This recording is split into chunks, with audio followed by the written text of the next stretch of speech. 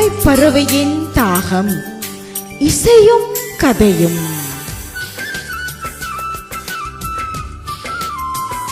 அங்கே தாயார் மேரியும் மகள் சுகந்தினியும் ஒரு அழகிய கிராமத்தில் வாழ்ந்து வருகின்றனர். தாயார் மேரி கர்த்தருக்குள் மிகவும் மகிழ்ச்சியான ஒரு தாயாக இருக்கின்றார். காலை நேர பூங்காற்று, காலை குயில்கள் கானம் பாடி பறந்து செல்கின்றன. தாயார் மேரியோ தன்னுடைய காலை ஜெபத்தை முடித்துவிட்டு மகள் சுகந்தினிக்கு அவசரமாக காலை உணவை தயாரிக்கின்றார். அங்கே தாயார் மேரி மகளை கூப்பிடுகின்றார். அம்மா சுகந்தினி, சாப்பாடு ரெடியாச்சு, வா அம்மா, இதோ வந்துட்டனம்மா என்று அங்கே சுகந்தினி ஓடி வந்து தன்னுடைய தாயாரை கட்டி அணைத்து முத்தம் செய்து அவள் அங்கே செய்து வைத்த அந்த அப்பத்தை எடுத்து சுட சுட சாப்பிடுகின்றாள். சாப்பிட்டவள் மிகவும் சந்தோஷத்தோடு, அம்மா நல்லா இருக்கம்மா, நல்லா இருக்கு, தேங்க்ஸ் அம்மா என்று அங்கே நன்றி சொல்லிவிடுகிறாள். தாயாரும் மிகவும் மகிழ்ச்சியோடு அவளை கட்டி அணைத்து முத்தம் செய்து பின்பு ஆசீர்வதித்து அவளை பாடசாலைக்கு அனுப்பி வைக்கின்றாள். பின்பு அங்கே கோழிகளுக்கும் கோழி குஞ்சுகளுக்கும் இரையை போட வேண்டும் என்று அவசரமாக அங்கே இரைகளை கொண்டு போய் பா பா பா என்று அங்கே கோழிகளை அழைத்து உடனே அந்த இரைகளை தூவி விடுகின்றார். ஒன்றோடு ஒன்று சேர்ந்து விட்டு கொடுத்து அந்த இரைகளை சாப்பிடுகின்றது. அங்கே தாயார் மேரி தன்னுடைய வீட்டு தோட்டத்தையும் கவனித்து அதிலே இருக்கின்ற மரக்கறிகளையும் கொண்டு போய் சந்தையிலே விற்று அதிலே வருகின்ற பணத்தை எடுத்து தன்னுடைய மகள் படிப்புக்காக சேர்த்து வைக்கின்றார். தன்னுடைய மகள் படித்து பெரியவளாக வர வேண்டும், நன்றாக வாழ வேண்டும் என்பதுதான் அங்கே தாயார் மேரியுடைய ஆசை, அவளுடைய தாகம். சில நாட்கள் உருண்டோடுகின்றது, வருஷங்கள் ஆகின்றது. அங்கே மகள் சுகந்தினி வாலிப பெண்ணாகின்றாள். அந்த மகள் படிக்க வேண்டும் என்று ஆசை கொண்டவள் ஒரு பெரிய பாடசாலையிலே அவளை சேர்த்து விடுகின்றார். உயர்தர கல்வி படிக்க வேண்டும் என்று அங்கே அவள் பெரிய பாடசாலையிலே சேர்க்கப்படுகின்றாள். அந்த ஹாஸ்டலில் இருந்து அவள் படிக்கின்றாள். தாயாரை அடிக்கடி வந்து பார்ப்பாள். ஆனால் வளர்ந்தவள் தாயாரோடு பேசுவதை குறைத்துக் கொள்கின்றாள். அந்த அன்பு தணிந்து போகின்றது. அது ஏனோ தெரியவில்லை. ஆனாலும் அந்த தாயார் அதை கவனிக்கவில்லை. தன்னுடைய தாய் என்று மற்றவர்களுக்கு சொல்வதில் அவளுக்கு வெட்கமாய் இருக்கின்றது. தாயோடு சேர்ந்து போவதென்றால் அவளுக்கு பிடிக்காத காரியம். ஒரு நாள் பாடசாலையிலே தாயார் தினம் என்று சொல்லி எல்லோரும் உங்கள் தாய்மாரை அழைத்து வாருங்கள் என்று அங்கே அழைப்பு கொடுக்கின்றார்கள். ஆனாலோ இந்த சுகந்தினி என்ன செய்வதென்று அறியவில்லை. மனதுக்குள் நினைத்து கொண்டு வருகின்றார். ஐயோ, அம்மாவை எப்படி கூட்டிட்டு போறது? சி, எல்லாருடைய அம்மாவும் அழகாக இருப்பாங்க, அம்மான்னு சொல்றதுக்கே பெருமையா இருக்கும். ஆனா இவ எப்படி நான் அம்மான்னு சொல்ல முடியும்? எனக்கு வெக்கமா இருக்கு என்று அவள் தனக்குள் நினைத்து கொண்டு வீட்டுக்குள் வருகின்றாள். அங்கே வந்தவள் வீட்டு வாசலில் நின்று அங்கே கதவை தட்டுகின்றாள்.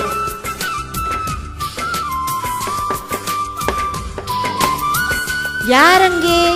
சுகந்தினியா? ஓ, வாரன் வாரன்,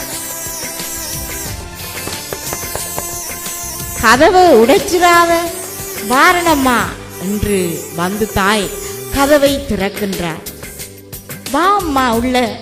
என்ன முகமெல்லாம் வாடி இருக்கு? அதற்கு மகள், ஒன்றுமில்லம்மா, சும்மா இருங்க. சரி சரி, முகத்தை அலம்பிட்டு வா சாப்பிட. அதற்கு மகள், இல்லை இல்லை, நான் சாப்பிட்டுட்டேன், எனக்கு ஒன்றும் வேணாம். அதற்கு தாய், என்னம்மா வெறுப்பாக வைக்கிறா? என்ன ஆச்சு பிள்ளைக்கு? சரி, இப்படி உட்காரு, உன்னிட்ட ஒன்று கேட்கணும். இந்த தாயார் தினம்னு சொன்னியே, நானும் வரணுமென்று தான் ஆசைப்படுறேன். நீ தானே சொன்ன என்னை கூட்டிட்டு போறேன்னு. இங்க பாரு, நானும் ஒரு சாரி ஒன்று வாங்கி வச்சிருக்கிறேன். இந்த கோயில் சாரியை கட்டிட்டு என்னோட வரணுமென்று சந்தோஷமா அதையே நினைச்சு கொண்டிருக்கிறேன் அம்மா. அதற்கு மகள், இல்லம்மா, நீங்க வர வேணாம், நீங்க வராதீங்க. அங்க நீங்க வந்தா அது உங்களுக்கு மிகவும் கஷ்டமா இருக்குமம்மா. எல்லாருமே தாய்மார் அங்க இங்கிலீஷ் கதைப்பாங்க, உங்களுக்கு என்னம்மா தெரியும், நீங்க வேணாம், வர வேணாம். அதுக்கு தாயார், சரி அம்மா, நீ சொல்றதுலேயும் நியாயம் இருக்குத்தான். சரி சரி, நீ எது சொன்னாலும் சரியாத்தான் இருக்கு என்று அங்கே அந்த தாயார் எதை சொன்னாலும் அவள் சரி என்றுதான் நினைக்கின்றாள். அந்த அன்பு எல்லாவற்றையும் தாங்கிக் கொள்கின்றது. அந்த நாட்கள் அங்கே நகர்ந்து போகின்றது. அங்கே சுகந்தினி வளர்ந்து விட்டால் அங்கே அரசாங்க வேலை ஒன்றில் அமர்த்தப்படுகின்றார். அங்கே கொழும்புக்கு போக வேண்டும், அதற்கான ஆயத்தங்களை செய்கின்றார். ஆனால் தாய், நானும் வருகின்றேன் என்று கேட்ட பொழுதும், இல்லை இல்லை, நீங்க வராதீங்க, நான் போய் அங்க ஒரு வீடு வாங்கி பின்பதாக உங்களுக்கு லெட்டர் போடுறேன், அப்போது நீங்க வரலாம் அம்மா என்று சொல்லி ஒரு மாதிரி சமாளித்து விடுகின்றான். அவள் கொழும்பு போனவள் ஒரு கடிதமேனும் போடவில்லை. முகவரி தெரியாதவள் தாய் முகம் கோணி போகின்றார். மகளின் காகிதம் வருமென்று எதிர்பார்த்து இருக்கின்றார். ஆனால் அந்த மகளோ வரவில்லை. மாதங்கள் வருஷங்கள் ஆகின்றது. 2 வருடம் ஆகிவிட்டது. அவள் அங்கே தனக்கு பிடித்தவனை திருமணம் கூட செய்து விட்டாள். தாய்க்கு எதுவுமே தெரியாது. தன்னுடைய மகள் சுகந்தினி வருவாள் என்று காத்திருக்கின்றாள். அங்கே என்னுடைய மகளின் குரலை நான் கேட்க முடியாதா, அவளை பார்க்க மாட்டேனா என்று தனக்குள்ளே நினைத்து வேதனைப்பட்டாள். தாகம் கொள்கின்றாள். அவள் துயரத்தை தீர்க்க யாருண்டு? அந்த ஆண்டவனை தவிர. என் இயேசுவே, நீர்தான் ஒருவர் இந்த பூமிக்கு ஒரு உறவென்று சொல்ல எனக்கு அந்த மகளை கொடுத்த தேவன் நீர். ஏன் அவள் என்னை விட்டு தூரமாய் போய்விட்டார்? இதற்காக என்னை வெறுக்கின்றார். அதற்கு வெறுத்ததுக்கு ஒரு காரணம் உண்டு. அவளுடைய முகத்தில் 2 கண்ணில் ஒரு கண் அங்கே மூடி தைக்கப்பட்டிருக்கின்றது. தசையினாலே மூடி தைக்கப்பட்ட அந்த கண்ணை அவளுக்கு பார்ப்பதற்கே பிடிப்பதில்லை. அதுவே காரணமாக இருந்தது. ஆனாலும் அந்த ஆலயத்துக்கு போகின்றவர்களும் அந்த கிராமத்தில் இருக்கின்றவர்களும் அங்கு தாயாருடைய அன்பை பாராட்டுகின்றார்கள். ஒரு நல்ல தாய் என்று அவளுக்கு நல்ல மரியாதை. ஆனால் இந்த மகள்தான் அவளை விட்டு தூர போய்விட்டுகிறாள். அவள் கவலை கொண்ட அந்த நேரத்தில் அந்த தேவனின் பாதத்தில் அவள் இருந்து, ஆண்டவரே, என் மகள் திரும்ப என்னிடத்தில் வர வேண்டும், அவளை கட்டி அணைத்து நான் முத்தமிட வேண்டும் என்று அங்கே ஆண்டவரை நோக்கி விண்ணப்பம் செய்து அவளுடைய ஏக்கங்கள் எல்லாம் ஒரு பாடலாக ஆண்டவருடைய பாதத்தில் அரங்கேறுகின்றது.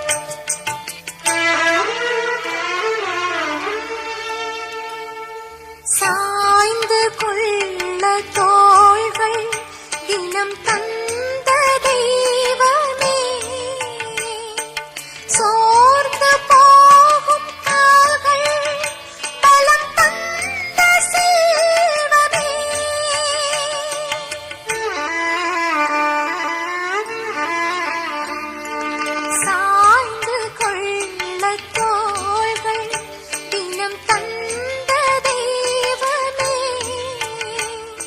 சோர்ந்து போகும் கால்கள் பலம் தந்த செல்வமே,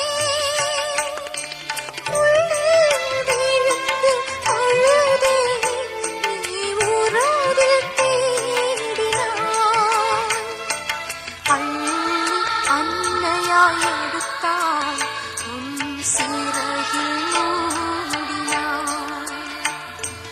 அள்ளி அன்னையாய் எடுத்தாய் உன் சிறகில் மூடினாய்.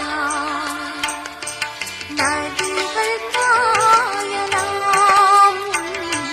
நட்பு காயுமோ, நண்பர் பிரியலாம் அன்பு மாறுமோ. இயேசுவே, தெய்வம் உன்னை தேடி நெஞ்சில் ராகம் கோடி, நீயே என் வாழ்வின் தெய்வம், நீ வேறேது சொந்தம். தங்கம் எந்தன் உள்ளம் பொங்கும் அன்பின் வெள்ளம்.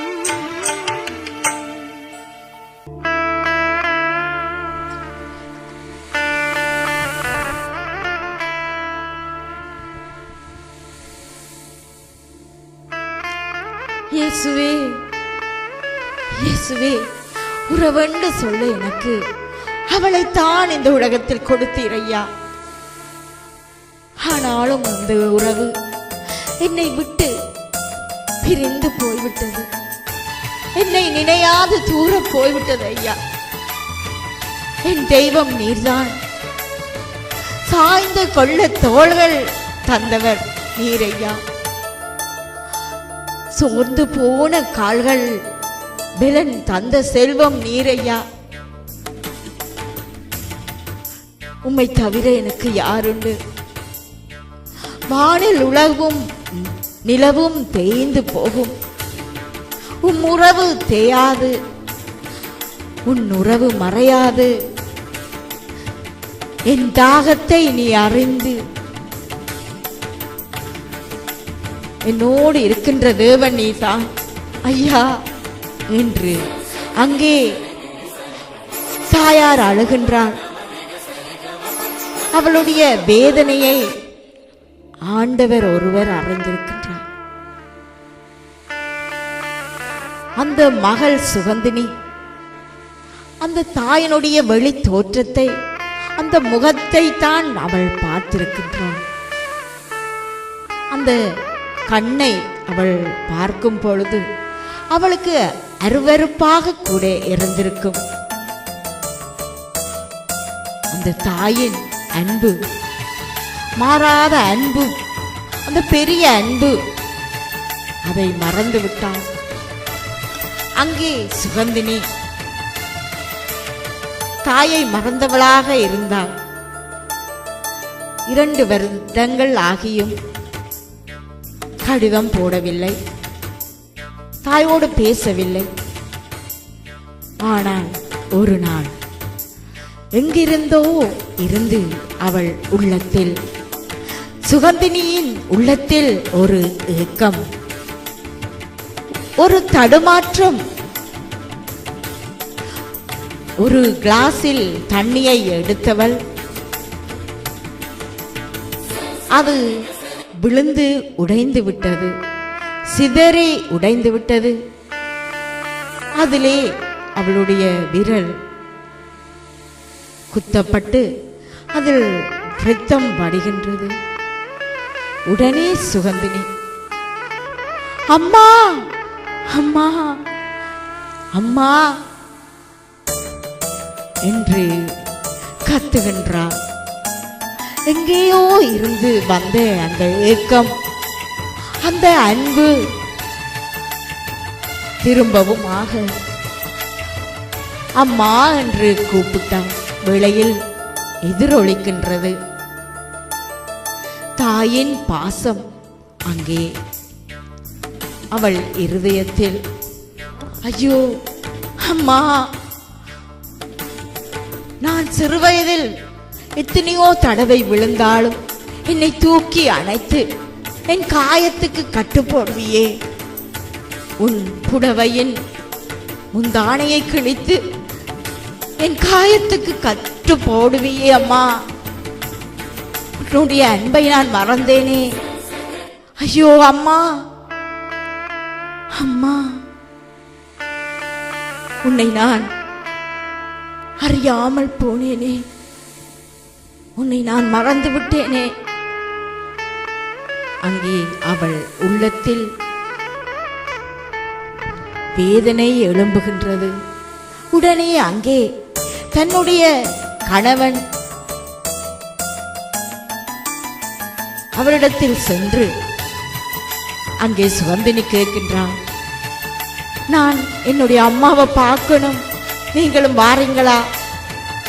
அதற்கு அவளுடைய அன்பான கணவன், நான் தானே சொன்னேன் நீர் உம்முடைய அம்மாவை பார்க்கணும். இத்தனை தடவை நான் சொல்லியிருப்பேன், அது என்ன இன்றைக்கு புதுசா? அதற்கு சுகந்தினி, என்னவோ தெரியல, என்னுடைய அம்மாவை நான் பார்க்கணும், நான் அம்மாட்ட போகணும், அம்மாவோட பேசணும், எனக்கு ஆசையாயிருக்கு. அதற்கு கணவன், சரி நீர் போம், நான் 2 நாளையில நானும் வாரேன், எல்லா ஆபீஸ் வேலையும் முடிச்சிட்டு வாரேன். அதற்கு சுகந்தினியும் சரி என்று சொல்லிவிட்டு பயணத்தை தொடங்குகின்றாள். அந்த சேய் பறவை தாய் பறவையை நோக்கி பறந்து செல்கின்றது. அங்கே அந்த பாசம் ஓடி போகின்றாள். அங்கே போனவள், கதவு பூட்டப்பட்டு இருக்கின்றது, யாரும் இல்லையே. அம்மா எங்க? இப்பதானே 4 மணி, எங்க போயிருப்பா? இன்றைக்கு சேர்ச்சா அல்லது சந்தைக்கு போயிட்டாவா என்று அக்கமும் பக்கமும் பார்க்கின்றாள். முன் வீட்டு பாட்டி அவளை கண்டதுமே, அம்மா சுகந்தினியா என்று கேட்கின்றார். அதற்கு சுகந்தினி, ஆமாம் பாட்டி என்று சொல்ல, அங்கே அந்த பாட்டி அம்மா அந்த வீட்டு திறப்பை கொடுத்து, உன் அம்மாவையா பார்க்க வந்தா? அந்த அம்மா இல்லையம்மா, இப்ப அந்த அம்மா உலகத்தையே விட்டுட்டு போயிட்டா. அம்மா இருக்கேக்க நீ பார்க்கலையே, ஆனாலும் அந்த அம்மா ஆண்டவரோடு இருப்பா. என்னம்மா செய்யறது? உயிரோடு இருக்கேக்க நீ அம்மாவை வந்து பார்க்க இல்லை என்று அந்த பாட்டி கூறுகின்றார். அதற்கு ஓ என்று அழுதவள் அந்த வீட்டை திறந்து மெதுவாக உள்ளே போகின்றாள். போனவள் அங்கே லைட்டை போடுகின்றாள். திரும்ப திரும்ப அந்த வீட்டை பார்த்தாள். தானும் தன்னுடைய தாயும் வாழ்ந்த வீடல்லவா, பழைய நினைவுகள் அங்கே திரும்புகின்றது. ஐயோ அம்மா, உன்னை நான் எப்போ இனி பார்ப்பேன், என் அன்பான தாயே. ஐயோ அம்மா என்று அழுது கண்ணை துடைத்து விட்டு அங்கே ஒரு மேசையை காண்கின்றாள். அதன் அருகே செல்கின்றாள். அங்கே மடிக்கப்பட்டு கடிதங்கள், எழுதப்பட்ட கடிதங்கள் இருக்கின்றது. ஒவ்வொரு கடிதமும் திகதி இடப்பட்டு எழுதப்பட்டன. அதிலே 23 கடிதங்கள். ஒவ்வொன்றாக படித்தவள் அதில் 23வது கடிதத்தை பார்க்கின்றாள். கடைசியாக எழுதப்பட்ட கடிதம் 1996ஆம் ஆண்டு 8ஆம் மாதம் 2ஆம் திகதி எழுதப்பட்ட கடிதம். அதை திறக்கின்றாள். அதிலே தாயார் எழுதியிருக்கின்றார்கள். அன்புள்ள மகள் சுகந்தினி, உன் அன்பான அம்மா எழுதிக் கொள்வது, என்னை நீ மறந்து விட்டாயா? உன் குரலை கேட்க ஆவலாய் இருக்கின்றேன். இந்த கடிதங்களை கூட எழுதி அனுப்ப உன் முகவரி எனக்கு தெரியவில்லை.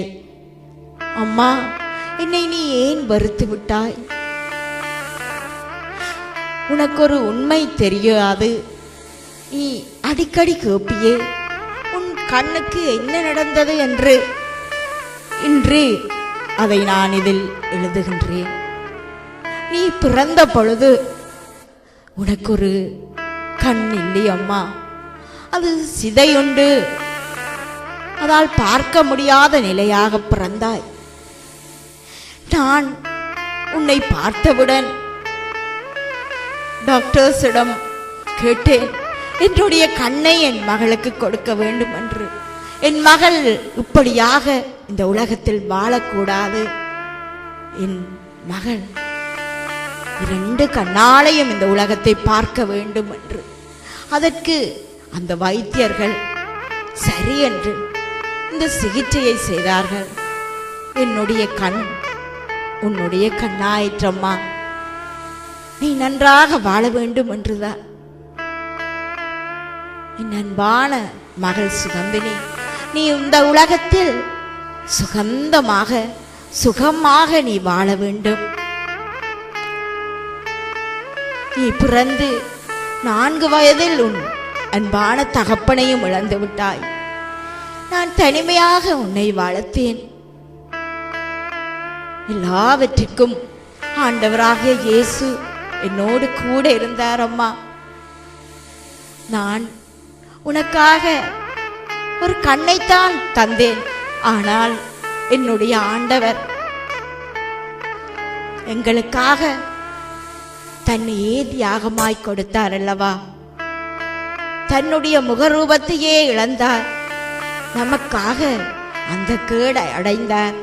அந்த தேவனை நீ மறக்காமல் அந்த ஆண்டவரை நீ பற்றிக்கொள். அவரையே நீ விசுவாசித்து கர்த்தருக்குள் நீ வாழ வேண்டும். இந்த உலகத்தில் அவர் உன்னுடைய தெய்வம். நீ ஆண்டவரோடு வாழ வேண்டும். என் அன்பான மகளே, நீ என்றும் வாழ்க, நீ என்றும் வாழ்க. இத்துடன் முடிக்கின்றேன் என் மகளே. உன் அன்பு தாய் மேரி. இதை வாசித்த சுகந்தினி. ஐயோ அம்மா, இந்த பாவி, இந்த துரோகி என்னை அந்த ஆண்டவரே மன்னிப்பாரா? அம்மா, நீங்கள் என்னை மன்னித்து விடுங்கள் அம்மா. நிழல் மறைந்து போகும் அம்மா, அந்த நிஜம் மறையாது. அந்த நிஜம் எப்போதும் என்னோடு இருக்கும் அம்மா. உங்கள் அன்பு அழியவில்லை அம்மா. உங்கள் கண் தான் இந்த பூமியை பார்த்து கொண்டிருக்கின்றது. என் தாயே, என் தாயே, என்னை மன்னித்து விடுங்கள். இப்படியாக அங்கே சுகந்தி உண்மையாகவே மனஸ்தாபப்பட்டு அங்கே வேதனைப்படுகின்றார். தன்னுடைய கணவனுக்கும் அங்கே அழைப்பு விடுக்கின்றார். எல்லா காரியத்தையும் சொல்லி அங்கே அழுகின்றார். அருமையான அந்த கணவனும் அங்கே வந்து விடுகின்றார். இனிமேல் நாம் ஆண்டவருக்குள்ளே உண்மையான வாழ்க்கை வாழ வேண்டும். அந்த தாயாருக்கு நன்றியுள்ள மகளாக வாழ வேண்டும் என்று அங்கே தீர்மானம் எடுக்கின்றார்கள். அன்பு தாய், அன்பு தாய் உயிரோடு இருக்கும் பொழுது அவளுக்கு நன்றி உள்ளவளாக நான் வாழவில்லையே என்று அவளுடைய குற்ற உணர்வு ஆனாலும் அந்த வீட்டுக்கு பக்கத்திலேயே ஒரு ஆலயத்தை எழுப்ப வேண்டும், அதிலே ஆராதிக்க வேண்டும் என்று அவர்கள் தீர்மானிக்கின்றார்கள். எழுந்து கட்டுவோம் வாருங்கள் என்று அந்த கிராமத்தில் இருந்த எல்லோரும் சேர்ந்து ஒரு அழகான ஆலயத்தை கட்டி முடிக்கின்றார்கள். அங்கே சுகந்தினியும் கணவனுமாக மற்ற எல்லோரும் சேர்ந்து ஆராதிக்க தொடங்குகின்றார்கள்.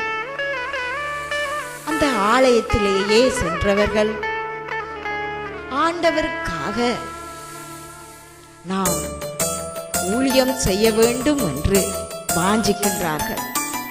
அவர்கள் இருதயத்தில் எழுகின்றது அங்கே ஒரு பாடல், வெள்ளிச்சரமாக முத்துச்சரமாக ஒரு அழகிய பூச்சரமாக. அங்கே அந்த பாடல் காற்றோடு காற்றாக கலந்து சங்கமிக்கின்றது. அங்கே அந்த இனிமையான பாடல்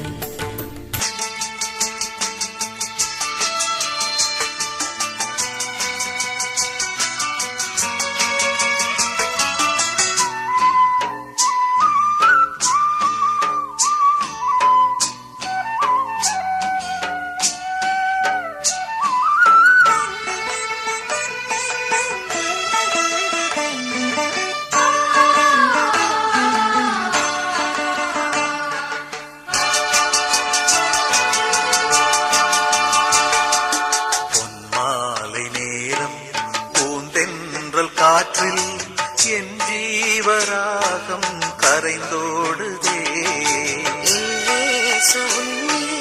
உறவாடும் நேரம் என் துன்ப மேகம் கலைந்தோடுதே. உன் வாழ்வு ஒன்றே என் தேடலாகும், உன் அன்பு ஒன்றே என் பாடலாகும்.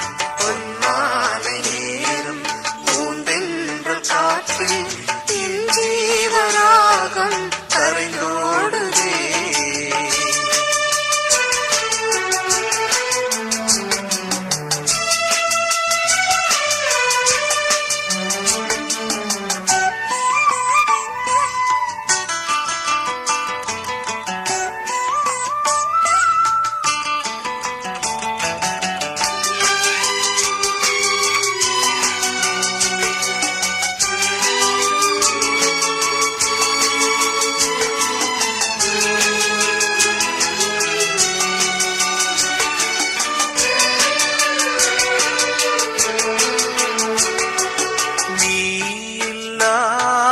நாளெல்லாம் நிலவில்லாத வானம் நான், உன் நினைவில்லாத வாழ்வெல்லாம் மழையில்லாத மேகம் நான். நீயில்லாத நாளெல்லாம் நிலவில்லாத வானம் நான், உன் நினைவில்லாத வாழ்வெல்லாம் மழையில்லாத மேகம் நான். காலந்தோறும் கண்ணின் மணி போல் காக்கும் தெய்வமே, சுமை சுமந்து சோர்ந்த வாழ்வை தேற்றும் இறைவனே. என் இயேசுவே, அபயம் நீ தர வேண்டுமே. தெய்வமே, அருகில் நீ வர வேண்டும்.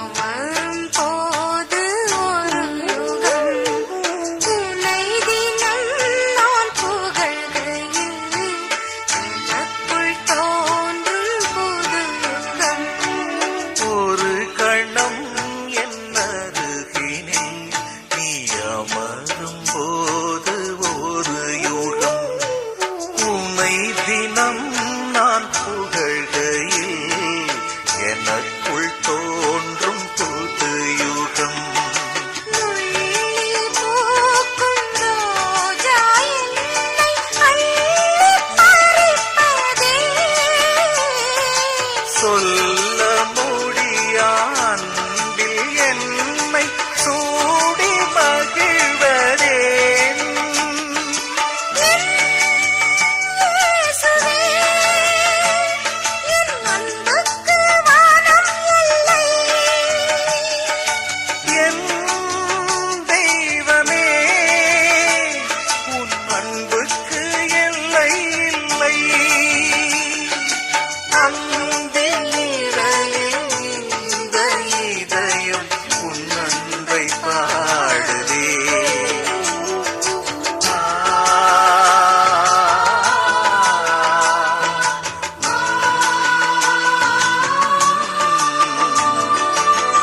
மாலை நேரம் பூந்தென்றல் காற்றில் என் ஜீவராகம் கரைந்தோடுதே.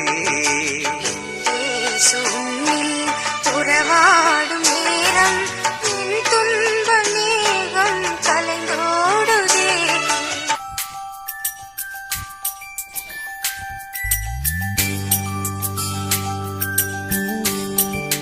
அங்கே அந்த பூந்தென்றல் காற்றோடு அந்த பாடல் கலக்கின்றது.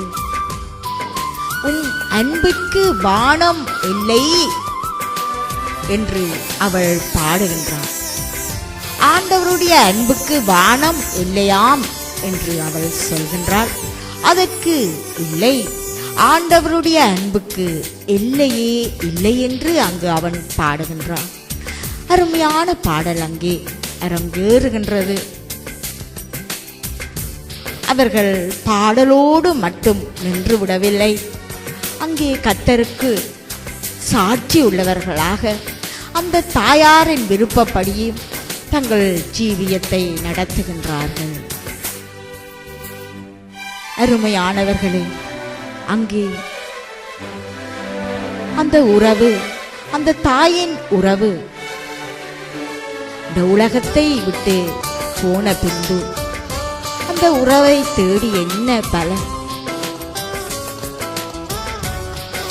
தாய் மறந்தாலும் நான் மறவேன் என்று சொல்கின்ற தேவன். ஏசாயா 49:15, ஏசாயா 66:13 அங்கு பார்க்கின்றோம். தாய் தன் பாலகனை மறந்தாலும் நான் மறவேன் என்கின்ற தேவன் அங்கே தாயினுடைய உறவு மகத்துவம் என்பதை சொல்லாமல் சொல்கின்றார். தன்னுடைய அன்புக்கு அடுத்ததாக தாயின் அன்பு என்று அங்கே சுட்டி காட்டுகின்றார். அந்த அன்பான தாய், அவளின் அன்பு, இந்த உலகத்தில் மகத்துவமான ஒரு உறவை ஆண்டவர் கொடுத்திருக்கின்றார். அந்த உறவை நாங்கள் மதிக்கின்றோமா? அந்த தாய் 10 திங்கள் நம்மை சுமந்து பெறுகின்றார். ஆனால் நாங்களோ வாழ்நாள் முழுவதும் அவளை சுமக்க வேண்டும், சுமக்க கடமைப்பட்டிருக்கின்றோம். தாயின் கருவறை ஒரு இருட்டறை. 10 திங்கள் பத்தியமாய் கிடந்து நம்மை பெற்றவள், தோளிலும் மார்பிலுமாய் சேர்த்து அணைத்து நம்மை வளர்த்தவள், தன் இரத்தத்தையே பாலாய் வடித்துக் கொடுத்தவள். அவளை நாம் எப்படியாக கனம் பண்ணுகின்றோம்? தாய் தந்தையை நாம் கனம் பண்ணினால் நம்முடைய வாழ்க்கை செழிப்பாகும், நம்முடைய ஆயுசு நாட்கள் கெட்டியாக இருக்கும் அல்லவா? நம்முடைய நாட்களும் ஆசீர்வாதமாக இருக்கும் அல்லவா? இது ஒரு கற்பனை கதையாக இருந்தாலும் இதிலே கற்றுக்கொள்ள வேண்டியது அநேகம் உண்டு. நீங்கள் இதுவரை கேட்டது தாயின் தாகம், இசையும் கதையும். தயாரிப்பு தொகுப்பு சகோதரி ஆனந்தி ஜெகன். உதவி ஒளிப்பதிவு சகோதரன் ஜெகன், ஷெரினா ஜெகன். கர்த்தர் தாமே உங்கள் அனைவரையும் ஆசீர்வதிப்பாராக.